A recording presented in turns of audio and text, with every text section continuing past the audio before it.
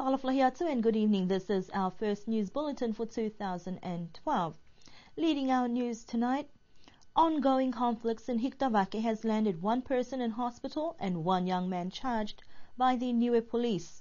The near-fatal incident happened early hours of Sunday morning with an arson attempt on a house where the young man charged was sleeping, and a shooting that followed has landed the arsonist in hospital. The ongoing conflict in Hiktavake has been a concern for the police and more so for the public, who some fear could result in death. Hiktavake has been riddled with violence since the island's general elections last year, when a house fire gutted the winning MP's son's home. A few court hearings with attempted bodily harm, damaged properties, 2 jailed and 3 more buildings burned just before Christmas, a $10,000 reward by the police, and now another arson attempt and shooting. Niue police said they have identified the persons responsible for both the shooting and the arson attack over the weekend. The person who attempted arson, Laino Tahanga, is also still before the courts for the first incident with Desmond Tongiakona. The latest development in the conflict left many disbelieved that a population so few could create such chaos, and it seems the police cannot resolve or respond to the violent conflicts in Hiktavake. A homicide investigation in New Zealand is underway as a body of a Niuean resident was found in a park in Rotorua. It is believed the man is in his 60s was murdered at the beginning of the week, and more than 38 police investigators are exploring the cause of his death in New Zealand.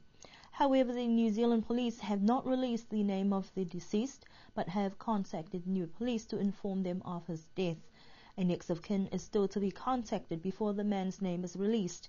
The Niue resident had been on the island over a decade and is well known around the island. As conflicts mount in Hiktavake, a $10,000 reward has been offered by the Niue police 2 weeks ago for material information and evidence which leads to the conviction of any person or persons responsible for the arson on Ian and Emmy Hipper's home in Hiktavake. Police reward has also established that consideration will be given for immunity to prosecution for a secondary party in relation to the crime. The Chief of Police, in conjunction with the Crown Law, will determine the amount of the reward and will apportion it if there is more than one claimant.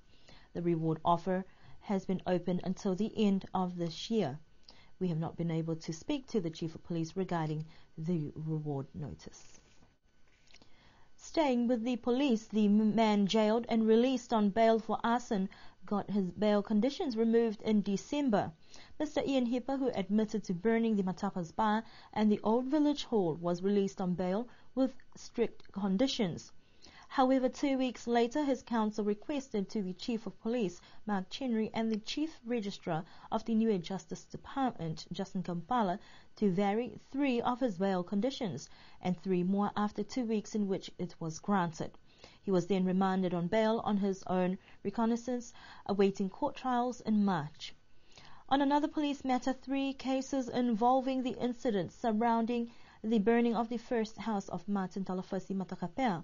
One man, Sianilapuni Tongiakona, who was before the courts for allegedly beating up Mr. Matakapea's wife, has now had his case dismissed because of insufficient evidence.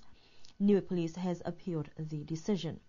2 others who were involved in the same case, Laino Tahanga and Desmond Tongiakona, the courts will await 14 days for the defendants, counsel and prosecutor to respond before sentencing. Residents on the northern side of the island were without power for more than 12 hours early Saturday morning due to an unexpected power outage. Power staff responded, sending teams out on the field to identify and locate the fault to start repairs.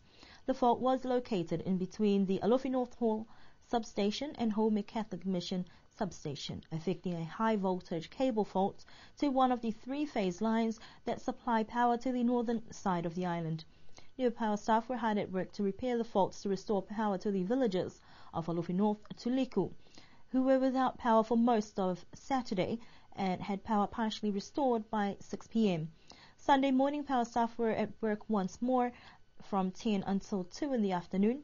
And Niue Power's General Manager Speedo Hetutu says that the power has now been restored back to normal, except for the three-phase line supplying power to the TV transmission tower in Sekena. He says at this stage, Niue Power cannot supply power to the transmission tower, which will affect transmission of television, but a new cable is to be installed this week. Unpredictable weather hampered New Year's festivities for some villages, cancelling takai plans, but for the strong-willed, no amount of wind or rain would get in the way of one of Niue's most anticipated New Year traditions. Takai Day for many on the island was held on Saturday the 7th of January, the only day where one could get caught up in traffic jam on Niue. An overcast day with trickles of rain as the procession of vehicles rolled along. Decorated vehicles of all colors, shapes and sizes, some even with questionable states of fitness for the road, were out for the day, as long as they could fare the round the island trip. It was a procession of endless beeping, music blasting to the max, horns tooting, people shouting, lolly scrambles on the go as they went on village after village. Noticeably this year, the motorbikes were few in numbers. This year, usually the highlight of many takai, but it was definitely the more noise there was, the better the takai. So as it stands, 2012 takai went without any hitches, except for some having to abandon vehicles on the side of the road and hitching a ride on the countless other vehicles available. Niue dominated the Golf Tri-Nations tournament held at the end of last year, hosted on the island. The Tri-Nations is held every 2 years, bringing golfers from Niuean communities in Australia and New Zealand and Niue together in friendly competition. The tournament is played on rotation, with each community hosting the biennial event. A total of 76 players signed up for the 4-day tournament, with 14 from New Zealand, 15 from Australia and 47 from Niue. Niue's golf green was buzzing with action as individuals and teams played in varying conditions, battling the blazing sun and torrential heavy downpours for the top prize. The main overall prizes for the men's and women's teams both went to Niue teams.